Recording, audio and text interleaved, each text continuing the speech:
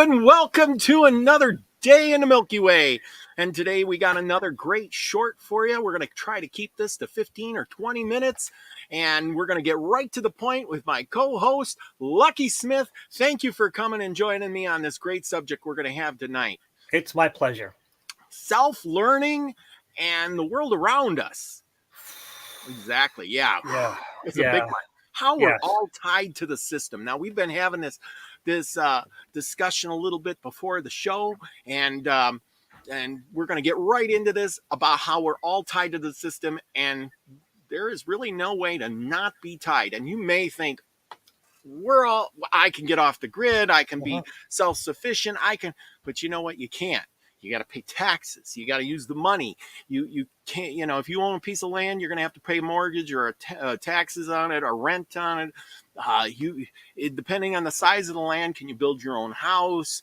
Did you have to pay for even just paying for the land? You're paying interest. You're paying all kinds of things. You're in the system. The clothes on your back, will they last forever? Do you have cotton out back? Can you just go out and spin the cotton? Do you have the seeds? Will you have the seeds for lettuce and tomatoes and corn and all them things and wheat? Do you have fields of wheat that you can harvest and put in your storehouses? Or then if you didn't have money, could you grow enough to trade to somebody else who would actually trade back to you? Good question, huh?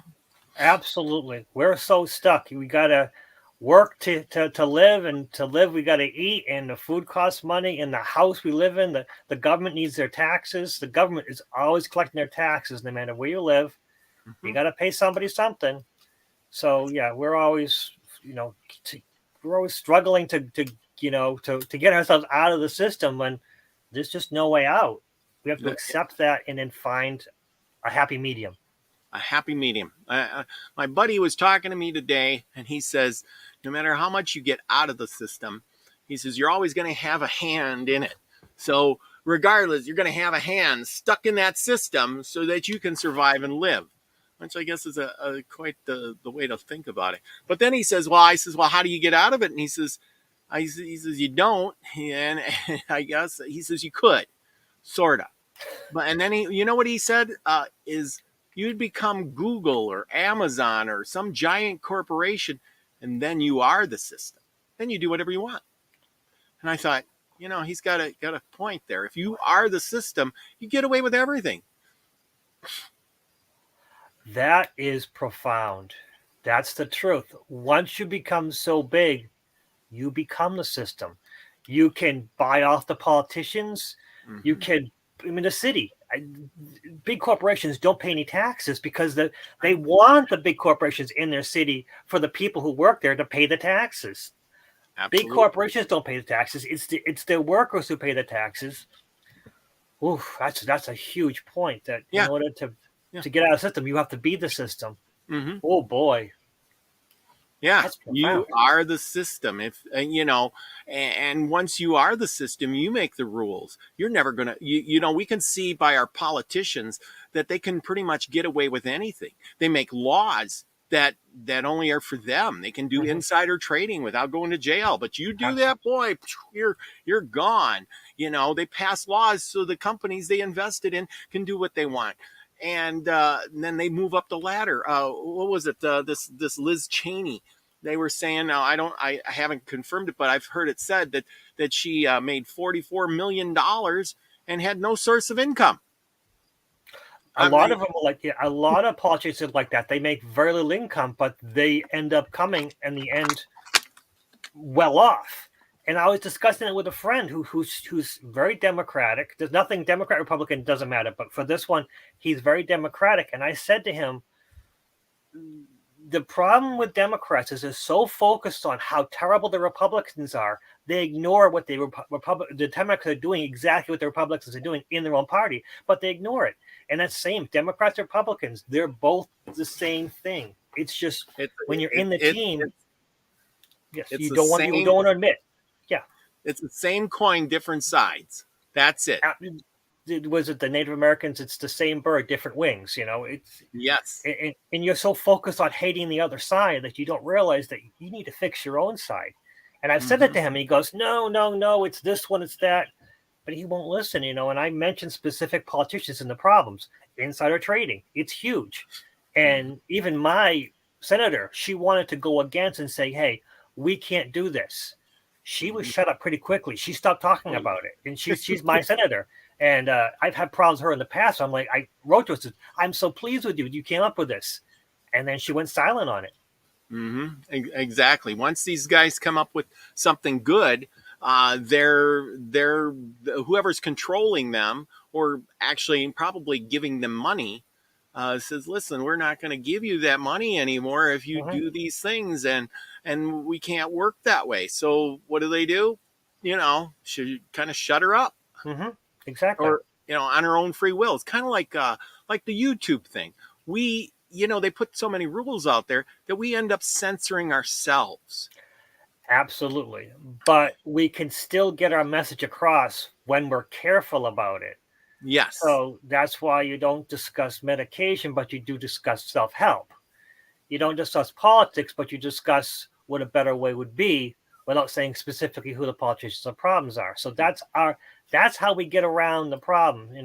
I confronted my friend about it, but if I really wanted to, I could have probably said it in a better way and we would agree, because I have talked to him before about these things, and we've had an agreement. But once against his politicians, there was no conversation left. Yeah, and some of these people, they believe that their politicians are right and that the world is working just so great and everything is fine, but they don't.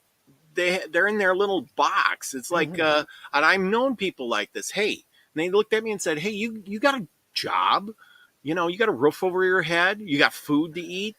What's so wrong? Nothing is wrong. And I'm like, well, not yet, but just a little while ago we were all locked down. What was wrong about that?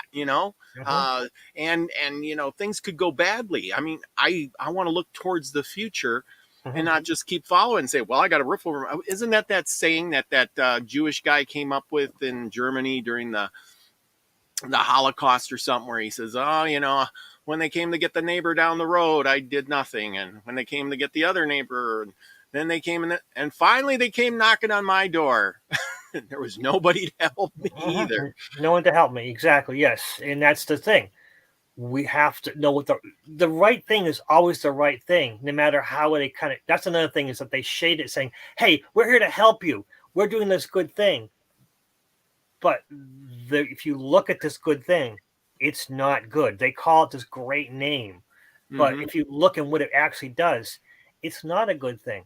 And it goes back to when people buying, I work in the pharmaceutical field. So when I buy food, drugs, medicine, I buy the generic.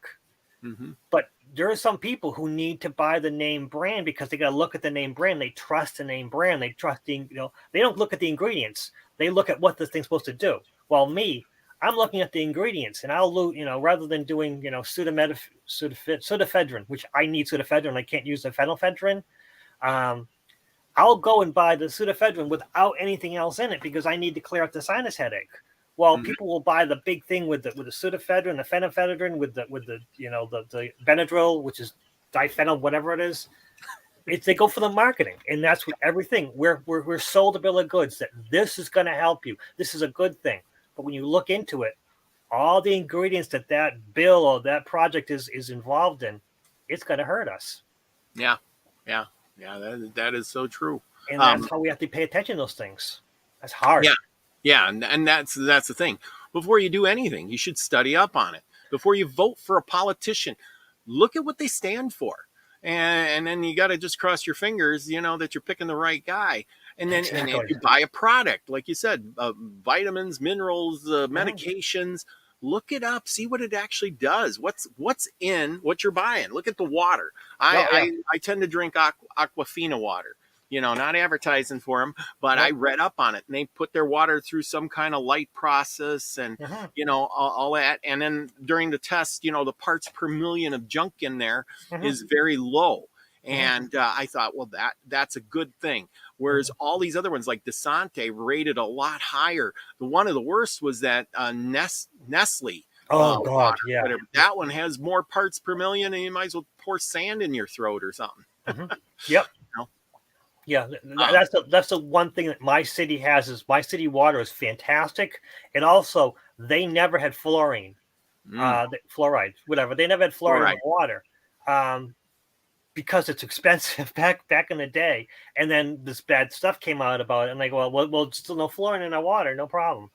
But that's one thing is my city water is pretty good. They always sending out the reports because they're so proud of themselves against the other neighbor cities. It's a proof thing. But also, wait a second, am I just buying the advertisement? What they're showing me is because I have to show all the information. So that's the one thing is the news that they give you. You can't accept it at face value because they're selling you something. You have to look at the information behind that. That's one of the big things we have to do. Yeah, that's true. So many people watch TV and just believe it. Absolutely. I mean, and you shouldn't just believe it from one source. I always say try to get 3 different sources. That's why when I listen to news, I listen to one and I listen to another and another. And I try to put them all together and say, and then sometimes I try to look up this stuff. Is this guy actually talking about? Can I even look it up? Is it just this one article that the guy wrote about it? Did they do any studies on this stuff? Is there a war going on? Who's covering this war?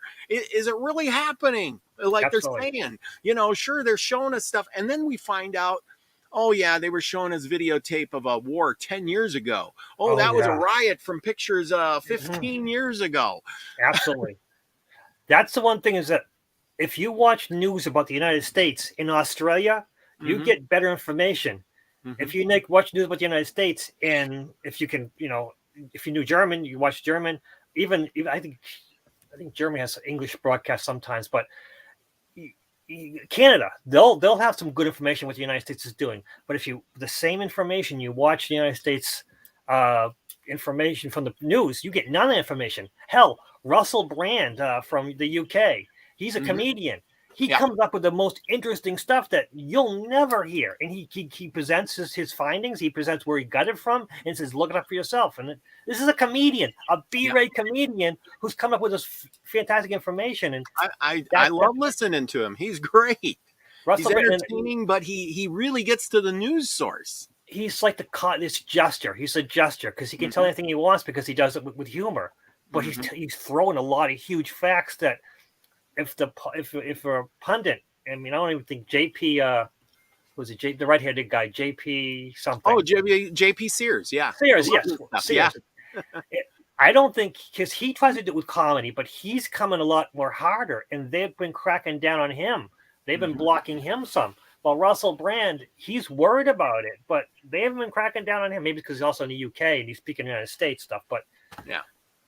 You have to get your information from multiple sources, including comedians. But that is so true. Did you know that so many people now get their? I looked this up one day that they get their main news from the late night shows. Whoever's on like the Tonight Show and or the ABC stuff. They always have these comedians and they get their news from that. How crazy is that? Used to be Walter Cronkite, right. The news of today, if you remember back that far. And absolutely.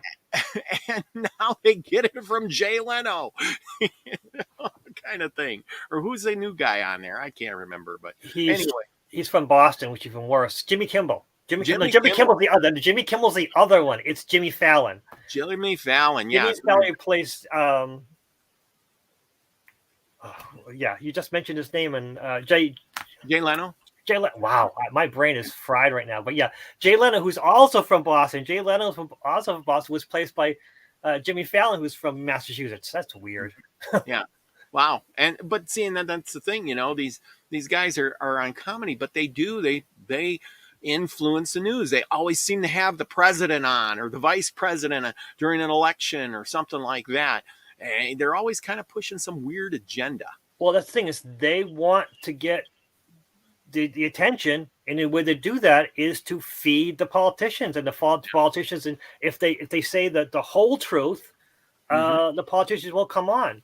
While YouTube guys who basically can say anything they want because they're kind of stuck on the viewers on YouTube rather than the news who needs to be funded by the companies that are advertising with them. Yeah, that's right. They're paid to say certain things, and the YouTube people can say what they want because they say certain things to attract the customer versus attracting the sponsor. Like Bill Maher, he's another one. He's a Democrat comedy guy, man. Yes. You know. But he said some stuff against the Democratic Party. He's spoken against, and then he became hated. Russell Brand, he's huge liberal. He's a huge liberal, but he's telling the truth. And then they're accusing him of being a Trump supporter. But he's not a Trump supporter. He's just telling the facts, And it's the big thing. Yeah, we said the Trump word. I'm sorry, it might have caused you a little. But again, I'm not supporting him. It's just. Everyone what happens. There was a reason for it. Yeah, well, and that's exactly it. So people should go out and quit listening to just one. Don't go and listen to just CNN. Listen to some off-brand. A lot of off-brand, like you said, different countries around the world have news. Listen to it there. Make your own decisions. What feels right in your gut, Absolutely. and try to think outside your own little box. Like I said, I have a roof over my head. I have clothes to wear. I have a job. I have food to eat. I shouldn't be worried about anything. Just keep on the track. Why, Absolutely. Should I prepare for a disaster? No, because there is no disaster until it happens. Exactly. And that's the big thing is that you have to, for your own sanity, pick one day a week not to carry this thing around with you. Oh, yes. Once you got it, this is like an anchor. This is an addiction, and for me, it's trouble. Although my higher self tends to plug this thing because I'll kill the battery. I'll plug it in and forget it, and that is the most freeing thing is to go outside in my lawn, fixing my lawn, cleaning up, but taking time away from this because if it's with you, people can contact you at any moment, and it's just not. There's no sense of relaxation. But if you walk away from it. You don't need time. If it's in your hand, you're basically looking at YouTube, looking at Facebook, looking at Twitter. Drop it, walk away at least once a day, or at least once a week. A few hours a day would be great, but at least once a week, just 4 hours, no cell phone. I'm going to suggest that you should have an affirmation for that. That's a good one. Affirmation. I will put down the cell phone. I will not look at it. I'm going to, and I should. I don't know. You can write something down because, that's the thing. People are addicted to this phone. They're addicted to, just like, like it used to be a coffee or something. I got to have that newspaper. Where's my news? There's my newspaper. I got to read. But who reads the newspaper anymore? They get it. They just, I go to the post office. There's a garbage can there and they get the paper and it goes right in the can, right? I'm like, they don't even take it home. Like, you don't even want to read the newspaper? Where do you get your news? A lot of people don't even like to listen to the news anymore. And I'm not saying you should go out and listen to the news. I'm saying that you should be informed. And yes. Yeah. That's the truth. Is you need to be informed, but you need to know where your information is coming from.